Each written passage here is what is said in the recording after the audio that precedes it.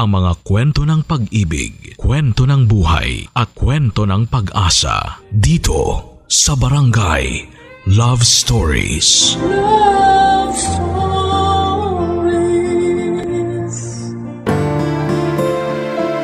Nakakatuwa ang pakiramdam kapag meron kang inspirasyon sa buhay. Mas nagiging masigla ka sa pagtatrabaho o pag-aaral. Para bang bumibilis ang oras kapag kasama mo ang iyong hinahangaan, kahit na hindi niya ito alam. Ikaw kabarangay, naranasan mo na bang magmahal ng palihim?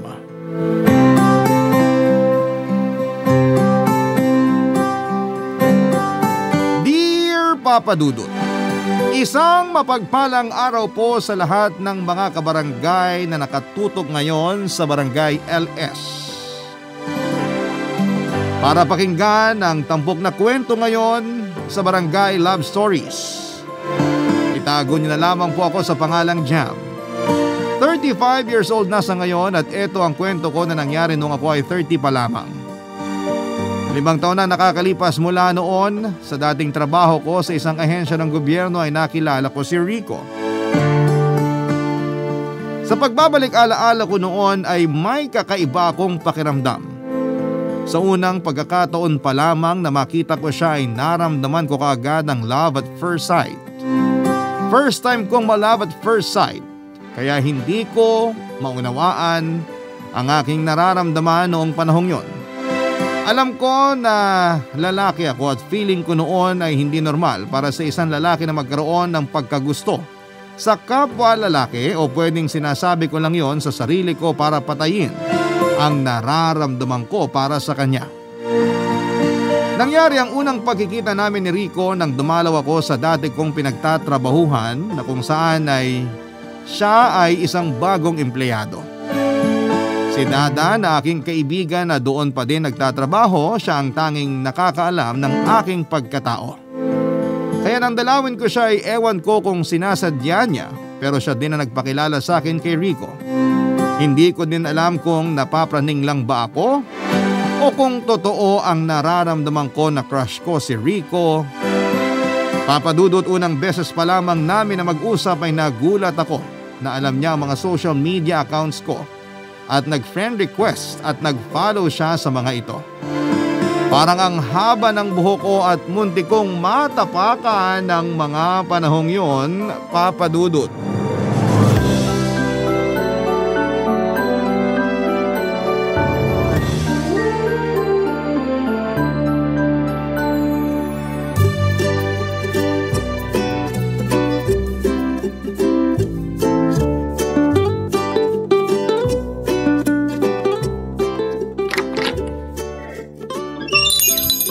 Magandang umaga po, Sir Jam. Oh, hi, good morning. Sana magandang araw mo. Likewise po, sir. Sana kayo rin. Kamusta ang unang linggo mo? Okay lang, sir. Medyo naninibago pa lang po. Bakit naman? Kasi iba po ang nature ng job. Diretsuhin mo nga ako. GRO ka ba dati dahil ibang nature ng job mo? GRO? Ano po yun, Sir Jam? Guest Relation Officer? Ah, okay. You mean nagtatrabaho sa bar? Nako, hindi po, no? Okay, fine. Sabi mo eh. So ano nga ang dati mong trabaho? Freelance model po ako, sir. Pero ngayon, side hustle ko na lang kasi may regular job na ako dito. Regular job? Hoy, huwag ka mag-a-assume. Contractual ka pa lang. Oo nga pala. Biro lang. Pero balik tayo sa usapan natin. Kamusta ang unang linggo mo? Sir, paulit-ulit po ba tayo? Ha? Biro lang din po. Okay naman po, Sir Jam. Kinakapaka-pa ko pa ang trabaho. Sabi ko nga po kanina, medyo naninibago. Anong kinakapa mo? Pardon, sir? Ay, wala. So ano na nga ulit ang trabaho mo dati? Sir naman eh, freelance model po. Ay, oo nga pala. Pero pagdating sa'yo, hindi ako nakakalimot. Ano yun, sir? Wala.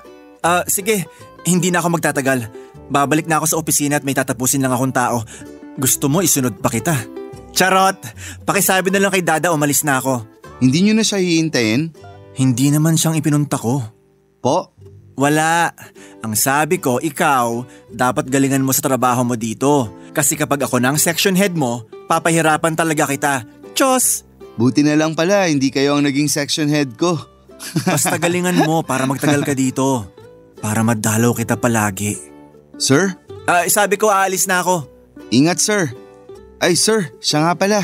Check mo notification mo. Nag-send po kasi ako ng friend request sa mga social media accounts mo at na-follow ko na rin. Ang dami mo na palang followers ha. Stalker ka ba? Buti na lang cute ka. Ano ka mo sir? Paano mo naman nalaman ng mga social media accounts ko? Ano po yung cute? Anong cute? Ewan ko. Kung ano-ano nadidinig mo.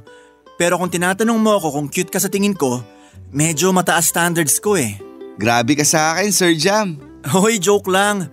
Baka magtampo ka na sa akin at di mo na ako pansinin ha? Medyo sobra po kasi yung nasabi nyo. Pakibawi na lang po sa pamamagitan ng pagsasabing cute ako. Alam mo, chinichika mo naman ako eh. Bumalik ka na nga dun sa desk mo. Ingat sir. Okay, fine. Very good. Bye. Hindi nagtagal ay naging magkaibigan kami ni Rico Papadudot. Mas napadalas na rin ang pagbisita ko sa dating opisina ko, pero hindi ito dahil na-miss ko ang dati kong trabaho, kundi dahil pakiramdam ko ay nabubuo ang araw ko kapag nakakasama at nakakausap ko si Rico. Tuwing buwibisita ako sa opisina nila ay palagi akong nagpapabango, naghahanda ng mga joke at banat. Gusto ko po kasi na masaya si Rico kapag nandun ako, at minsan nga inaasar ko si Rico para mapansin niya ako. Hanggang isang araw ay in-invite niya ako na magkape sa baba ng kanilang opisina. Papadudot, aarte pa ba ako? Siyempre, agad akong pumayag.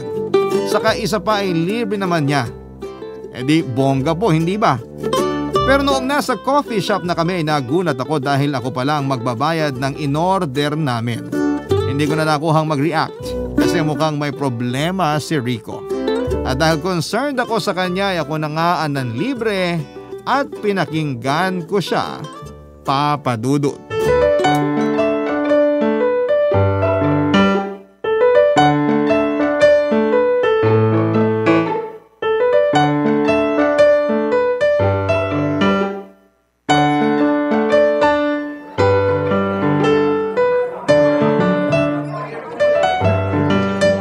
Rico, anong nakain mo at inimbitahan mo ko na magkape? Ikaw? Excuse me? Teka, libre ba to? Hindi. Hindi pa kami sumasahod. Di ba nga COS ako? Sa susunod na buwan pa ako sa sahod. Kanya-kanya pala to? Papalibre po muna sana ako eh. Kasi nga po… Sa susunod na buwan pa ang sahod mo. Ang tagal ah. Sige, kausapin ko si Dada para itanong niya sa HR and i-follow up niyang salary mo. Talaga sir? Hulog ka talaga ng langit sa akin? No problem. Pero in fairness sa order mo ah. Oo sir. Isang hot matcha at isang pasta lang. Wow ha, matcha at pasta lang? Hiyang-hiya naman ako sa'yo at mukhang gutom na gutom ah. Hindi pa kasi ako kumakain simula kanina. IF ako eh. Intermittent fasting mo mukha mo. Sabihin mo ka mo wala kang pera. Wala nga po, di ba? Sandali, kung ako manlilibre, bakit hindi ako siningil nung umorder tayo dun? Kilala ako dito sir, kaya pwedeng maya-maya nyo na bayaran. Ay iba ka. O siya, eat well po ha. Kain ka na rin Sir Jam. Don't mind me. Nakikita lang kitang kumakain, busog na ako. Ay sus, ito tikman mo. Sarap. Ganon? Isusubo tapos babawiin? Well, hindi pa naman bayad yan kaya bayaran mo na lang. Joke lang, wala nga akong pera eh. Ang lakas makaaya ha? Tapos walang pera? Itong si Sir Jam, ang daming kuda. So ito na nga, may sasabihin ako sa'yo. Manliligaw ka? Joke lang. Wait, reserve mo yan at padating na ang order ko. Here's your order, sir. Enjoy po. Wow, mukhang masarap. O siya, anong sasabihin mo? Sir Jam, may problema kasi ako eh. Financial. Alam mo naman na hindi pa ako sumasahod. Sinabi mo na kanina yan. Magbabaka sakali sana ako na dun tumira sa'yo ng pansamantala. Medyo nabibigatan na kasi ako sa upa ko sa apartment. Nasa 5,500 pesos din ang bayad. Labas pa dun ang tubig at ilaw. Kung okay lang naman sa'yo. Straight to the point Akala ko naman kung ano na. Pag-iisipan ko muna kasi sa totoo lang, hindi ako sanay na may kasama. Sige Sir Jam, nagbabakasakali lang naman kung papayag ka. Kahit ako na magluluto para sa'yo. Magaling pa naman ako magluto. Oh, interesting. Kailan mo ba balak lumipat? Ibig sabihin pumapayag ka? Hoy, wag assuming. Tinatanong ko lang kung kailan. Sir naman mukhang pinapaasa mo ako. Sige na nga, mukhang mabait ka naman. Maraming salamat Sir Jam. Tatanawin kong utang na loob to. Sandali, hindi ako makahinga.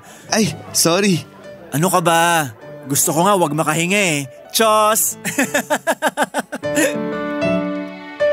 Sa totoo lang, Papa Dudut, ay unti-unti nang nahuhulog ang loob ko kay Rico. Dinadaan ko lang sa biro pero half men po ang mga yon. Sa totoo lang ay medyo makapal ang mukha ni Rico pero sa kabilang banda ay maganda naman sa tao ang diretsahang magsalita. Hindi ko din alam kung bakit ang bilis kong pumayag sa pakiusap niya. Yun ang unang beses sa buhay ko na magkakaroon ng roommate at hindi ako sanay na may kasama. Lalo pat ang makakasama ko ay ang lalaking hinahangaan ko. Papa Dudut, totoo po humahanga lamang ako sa kanya kasi crush ko siya. Paghanga lang yon, hindi po ba? Buti na lamang at meron akong extra na higaan na magagamit ni Rico. Kaya hindi niya kailangang tumabi sa akin. Lalo na't studio type lang ang aking apartment. Pero pwede naman sana siyang tumabi kung sakali. Sino naman po ba ako para hindi pumayag na mag-share kami ng higaan? Higaan lang naman yon. Ipagdadamot ko pa ba, Papa Dudut? Pero biro lang. Masaya lamang kasi ako ng araw na yon. Alam mo Papa Dudut, kapag kasama ko si Rico, noong mga panahong yun ay parang ang liwa-liwanag lagi ng paligid. Ang boses niya ay parang anghel sa pandinig ko. Ewan nga po kung bakit parang nakakalimutan ko ang prinsipyo ko pagdating sa lalaki. Ewan po kung bakit parang may kapangyarihan ang boses ni Rico at napapayag niya ako sa mga hiling niya sa akin ng mga panahong yon. Papa Dudut. Barangay Love Stories. Barangay Love Stories. Napakasaya ko, Papa Dudut, dahil kasama ko na sa isang bubong ang dating iniinis ko lang at kinukulit ko sa opisina nila. Mas lalo ko na pressure dahil baka maubusan ako ng mga biro at pangasar kay Rico. At eto pa, natutunan ko na ring magluto kaya minsan ako ang nagluluto ng brunch naming dalawa. Pero nahuli niya ako minsan na nanonood ng mga tutorial sa laptop ko kaya booking ako na feeling chef lang pala. Pero si Rico ay legit na marunong at magaling magluto, Papa Dudut. Minsan ay gumagawa pa siya ng pizza tuwing merienda at ako naman ang nagluluto para sa hapunan. Medyo feeling prinsesa ako sa mga ganung bagay at feeling lang naman. At sinasarili ko lamang. Never po akong nagpabebe. Masaya ang mga araw namin pero kalaunan ay napansin ko na madalas na lumalabas si Rico kapag gabi na. Marami akong natuklasan na may iba't ibang babaeng minimit si Rico at dinadala niya ang mga ito sa isang lugar. Hindi ko napigilang sundan sila at pakinggan ang kanilang pinag-uusapan. Kinabahan ako noon kasi baka mahuli ako ni Rico na sinusundan ko sila. Pero napagtanto ko na bahagi ng buhay niya yon, kaya tinigilan ko na ang pagsunod. Patuloy pa rin ang paglabas ni Rico sa gabi at akala niya ay hindi ko napapansin dahil nagpapanggap akong tulog. Isang beses nasumpungan kong sundan muli si Rico at laking gulat ko nang makita kong iba na naman ang kanyang kasama. Umupo sila sa isang waiting shed habang hinihintay ang pampasaherong tricycle at nag-usap. Sa ilang beses kong pagsunod kay Rico, yun lang ang babaeng nagtatrabaho sa drugstore na kakaiba kong tratuhin ni Rico. Iba kesa sa mga nauna kong sinundan, Papa Dudut.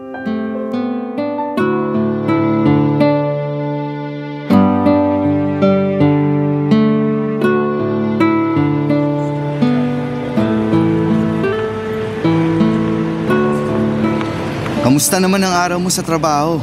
At mukhang pagod ka. Oo no, ikaw ba naman nakatayo buong araw? Tumayo? Bawal kasing umupo eh. Lalo pat nasa counter at kakapromote ko lang as PA.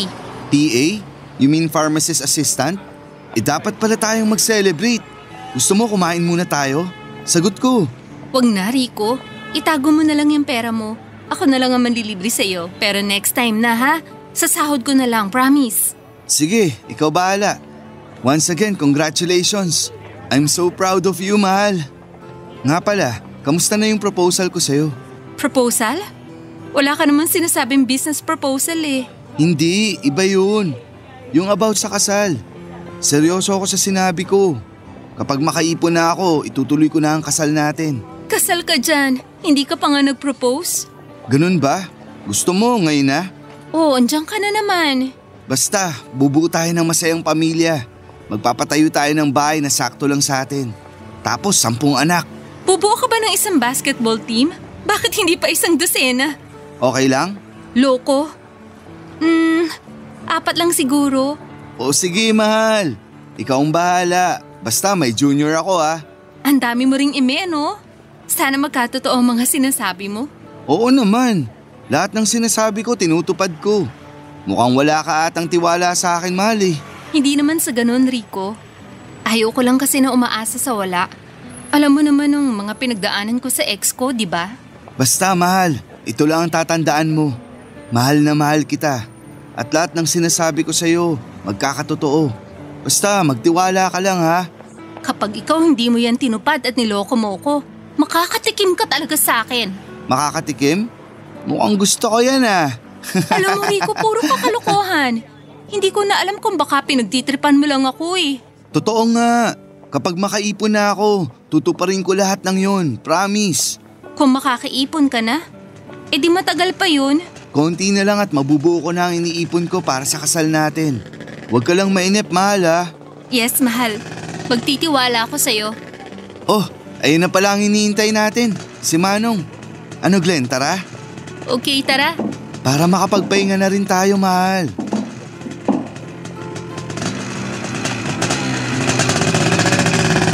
Mahal?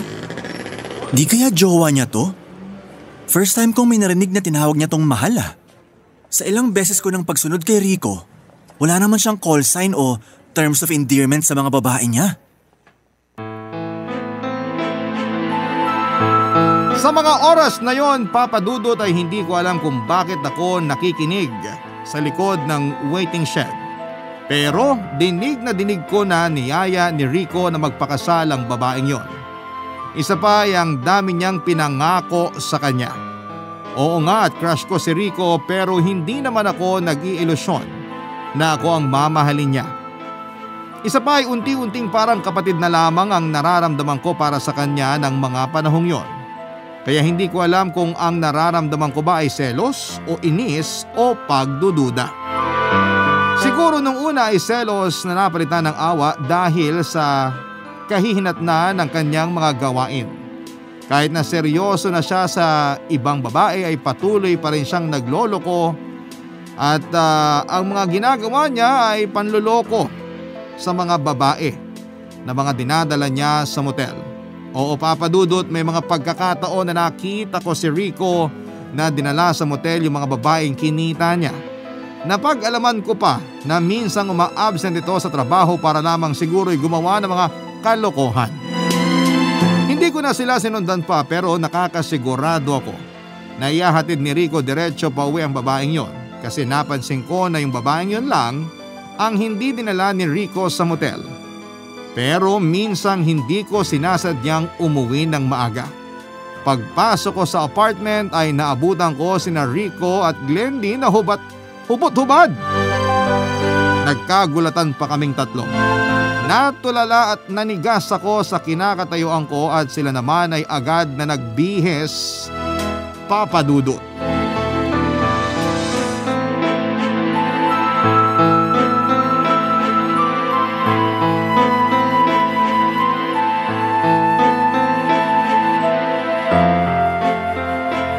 Ano ba naman yan, Rico? Dito talaga sa bahay ko? Rico, ano nangyayari? Sino siya? Hindi ba nasabi sa'yo, te? Bakit ganyan ka magsalita? Bading ka? Hoy, wag mo ako mabading-bading ha. Ang kapal mo naman na sumama ka dito. Hindi na kayo nahiya. Hindi ba dapat ikaw ang mas mahiya? Ay, iba ka din talaga, te. Totoo naman eh. Papasok ka ng ganun-ganun lang. Hindi ka tinuruang kumatok? Wow talaga. Ikaw pang matapang? Kabastusan ang ginawa mo. Pwede kang kasuhan. Sa katunayan, ako ang dapat magkaso. Pwede ko kayong kasuhan eh. Kakasuhan ko kayo ng trespassing dahil wala kayong consent na pumasok sa bahay ko. Rico, naguguluhan ako. Sino ba siya? Anong sinasabi niya? Wala. Si Jam yan, ka-roommate ko lang. Nakikitira lang siya sa akin. Jam, mamaya na tayo mag-usap. Roommate? Nakikitira? Hiyang-hiya naman ako sa'yo. Pwede ba, tigilan mo yung pagsiselos mo? Wala naman tayong relasyon na. Ano? Huwag mo ko binabastos ha? Kung sabihin ko kaya sa kasama mo na playboy ka at gabi-gabi lumalabas ka para i-meet up ang mga babae mo. At ito pa, sinasama mo sa motel. Ha? Jam, huwag kang gumawa ng storya. Mas lalo mo lang pinapalaki ang problema. At ako pa ngayon ang nagpapalaki ng problema? Sino ba dito ang trespassing at nanggulo sa dating tahimik na buhay ko? Di ba ikaw? Nakiusap ka na makikitira ka sa akin para makaipon ka. At ngayon ito pang igaganti mo sa akin? Ang kapal naman ng mukha mo, Rico. Rico, totoo ba ang sinasabi niya? Tama ka na nga, Jam. Kanina ka pa eh. Gumagawa ka na ng storya. Alam ng Panginoon kung sino nagsasabi sa atin ng totoo, Rico. Oo, at ako ang nagsasabi ng totoo. Gumagawa ka lang naman ng storya eh. Wow ha? Ako pa ngayon ang gumagawa ng istorya. Mahiya ka naman, Rico, sa mga pinagsasabi mo. Please, Jam, tumahimik ka na. Alam ko naman bakit ka nagagalit eh. Dahil may gusto ka sa akin, bakla ka. Alam mo, matagal ko nang alam yan, Jam. Pinapakisamahan na lang kita dahil nakikitira ako sa'yo. Oo, totoo nagkagusto ko sa'yo dati. At unti-unting nawala yon nung tumira ka na dito sa akin. Napalitan nyo ng malasakit at tinuring na lamang kita bilang kapatid. Naawa lang ako sa'yo nun, Rico. Kaya kita pinahintulutan tumira sa akin. At ito pang igaganti mo sa akin, ha? Aalis na ako at huwag niyo na akong idamay sa problema niyo. Glenn, makinig ka naman sa akin oh. Let me explain. Ang gusto ko, explain mo yung sinasabi niya. May mga babae ka ba? Huwag kang makinig sa kanya. Bahala ka na sa buhay mo, Rico. Sinungaling ka. Hindi ko inaasahan na magagawa mo to sa akin. Akala ko pa naman nagsasabi ka ng totoo. Baka nga ibang Rico pa tong kausap ko eh. Umamin ka. Totoo ba ang lahat ng sinabi niya? Umamin ka! Oo, Glenn, pero… Wala nang pero. Diyan ka na, manluloko ka. Akala ko ako lang. Diyan ka na! Glendy! O ano, ba't ka tumahimik? Masaya ka na, ha? Tingnan mo ang nangyari. Iniwan na ako ng babaeng pinakamamahal ko. Kung hindi ka lang naging epal, di sana hindi mangyayari to. Hindi ko akalain, Papa Dudut, na mauuwi kami sa pag-aaway ni Rico. Maayos naman ang pakikisama ko sa kanya kaya isang palaisipan sa akin kung bakit niya nagawa yon. Normal lang naman na sa babae at lalaki ang ginawa nila.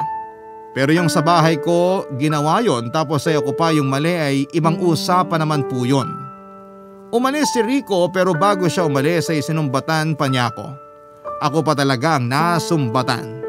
Pero hindi ko na lamang pinatulan kasi sa totoo lang ay nakakabobo. Yung parang bola na ipapasa niya sa akin yung sisi.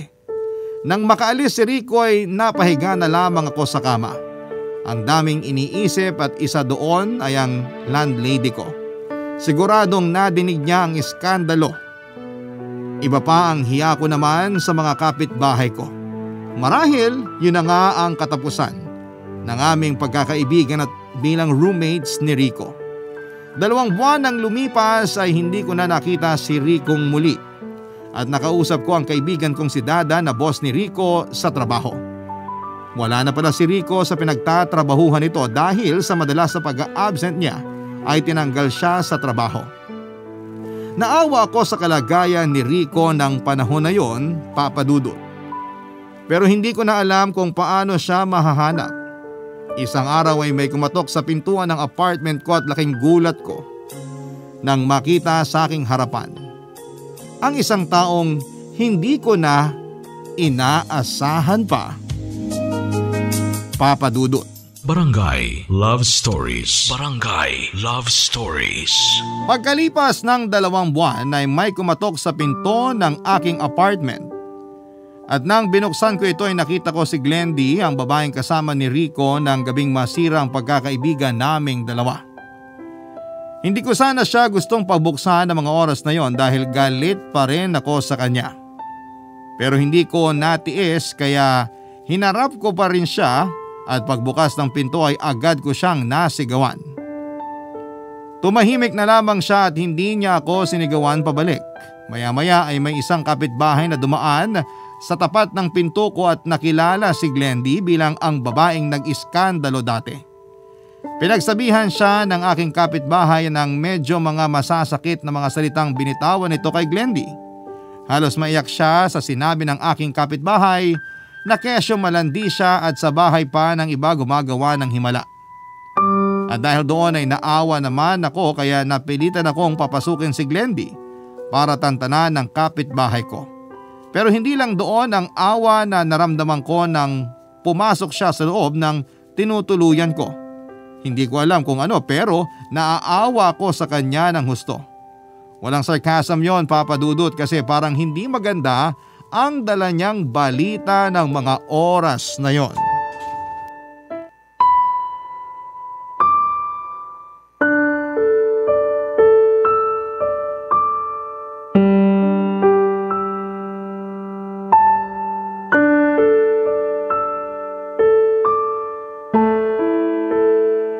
Bakit ba pumunta ka pa dito?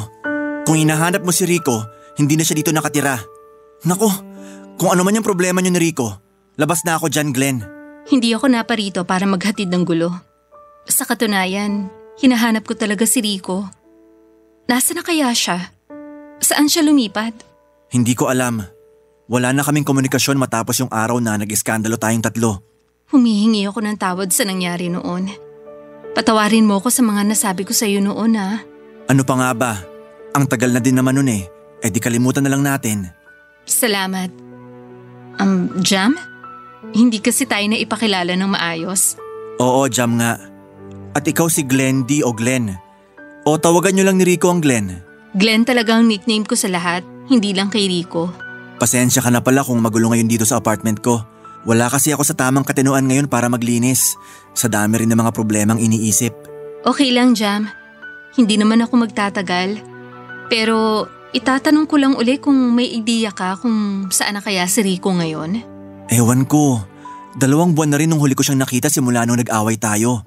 Actually, kinokontak ko rin siya eh, pero hindi sumasagot. Nalaman ko nga na nasisante siya sa pinagkatrabahuhan niya. Ikaw ba? Hindi mo na rin ba siya nakontak? Hindi na eh. Actually, ako yung nagtago noon. Pero nung mapagpasyahan ko siyang kontakin, wala na. Hindi niya na sinasagot ang telepono niya. Ganon din siya sa akin. Natanggal pala siya sa trabaho. Paano kaya siya nabubuhay? Sa palagay ko, nagpalit siya ng SIM card. Baka nga. Di bale. Susubukan kong kontakin. Magtatanong ako sa iba pa naming mga kaibigan. Sa totoo lang, Jam, naaawa rin ako sa kalagayan ni Rico. At nalaman ko pa na nasisante siya sa pinagtatrabahuhan niya. Baka kaya siguro siya nagpabaya sa trabaho dahil sa mga nangyari. Oo, siguro hindi niya rin kinaya mga nangyari. Siya nga pala, ano ba sana pakay mo sa kanya? Makikipagbalikan ka ba sa kanya? Hindi.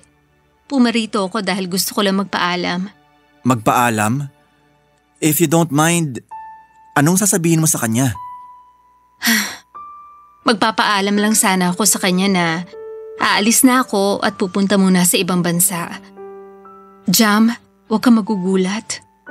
Buntis ako at si Rico ang ama. Totoo bang narinig ko, Glenn? Nabuntis ka? At si Rico ang ama ng batang yan? Oo, Jam.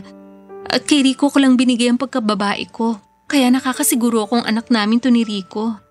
Kung ganun, dapat lang pala nakontakin natin si Rico. Teka, subukan ko kontakin para mapanagutan niya ang batang yan. Wag na, Jam. Actually, hindi dahil dyan ang pinunta ko dito eh. Hindi para panagutan ni Rico ang bata. Kundi para ipaalam lang na pinagbubuntis ko ang anak namin ni Rico. At aalis na ako papuntang ibang bansa. Jam, pumarito din ako dahil gusto kong humingi ng kapatawaran sa mga nasabi at inasal ko noong mga panahong nag-away tayo. Ako din. Gusto kong humingi ng tawad at nahusgahan ko ang pagkatao mo. Tao lang tayo, nagkakamali. Sorry talaga, Glenn. Sana mapatawad mo rin ako. Salamat, Jam. At napatawad mo na rin ako. Oo naman. At saka wala ka naman talaga dapat ihingi ng tawad eh.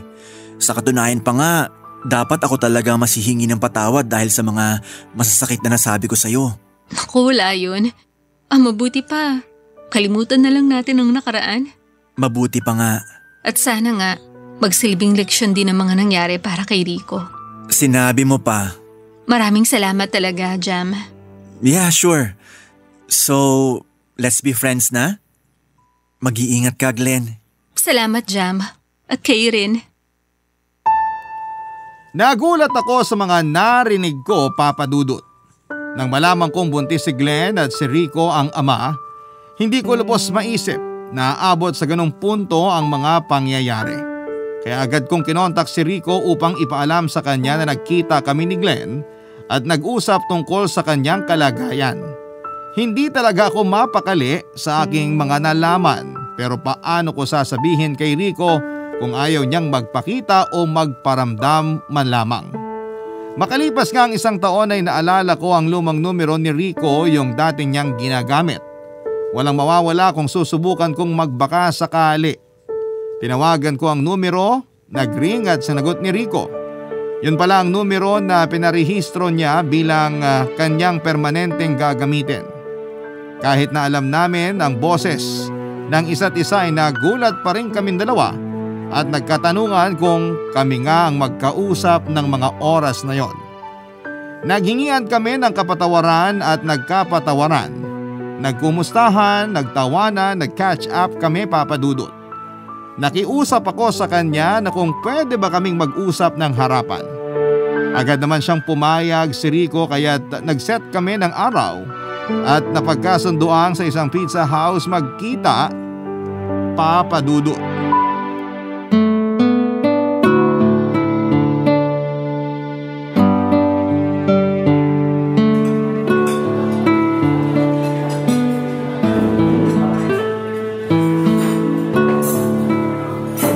Jam, kamusta ka? Okay lang naman. Pwede ka bang mayakap? Walang mali siya ha. Ikaw talaga. Halika nga dito. Kumusta ka naman? Mukhang blooming pa rin ah. Sana naman okay ka talaga, Rico. Teka, dito ka na pala nagtatrabaho sa pizza house? Oo, at hindi lang nagtatrabaho, Jam. Kundi ako ang may-ari ng pizza house na to. Pwede nga. Yan ka na naman eh. Pinaprank mo naman ata ako eh. Baka may camera dito ha? Oo nga.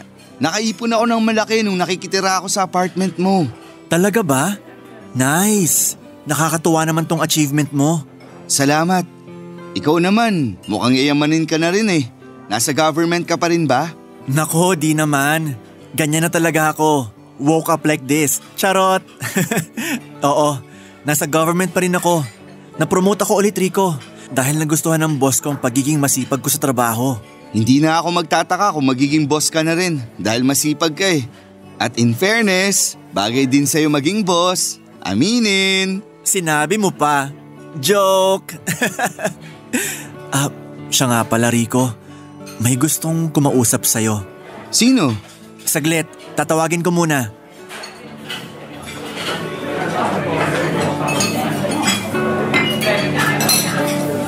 Glenn? Rico, kumusta? Glendy? Oo nga, siya nga yan. Hindi ka makapaniwala? Nabigla lang ako. Okay naman ako. Sinong baby na to? Uy, natutulog. Ang cute naman.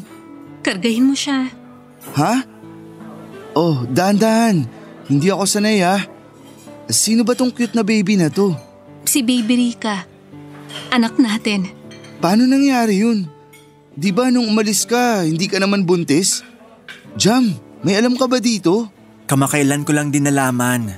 At pinakita ni Glendy sa akin ang resulta ng DNA test. Napatunayan na anak mo si Rica. Paano? Paano niyo ako napa-DNA? Nakakahiyaman, aaminin ko na. Yung brush na ginagamit mo dati na may mga buhok mo, tinago ko. Kaya yun yung binigay ko kay Glendy.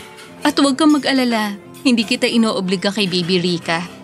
Narito ko para ipaalam sa iyo na ikaw ang ama. Kahit papano, ama ka pa rin ni Rica. Ayoko rin na walang kilalang ama si Rica, kaya minabuti ko na lang na ipaalam sa iyo to para na rin sa kapakanan ng bata. Di ako makapaniwala na magbubunga ang ating pagmamahalan dati, Glenn. Alam mo, Rico, si Baby Rica nagsilbing lakas ko nung nasa ibang bansa ako. Nangarap ako na maayos na buhay para sa kanya. Anak, tulog ka lang ha. Kakargain kita. Ako ang papa mo.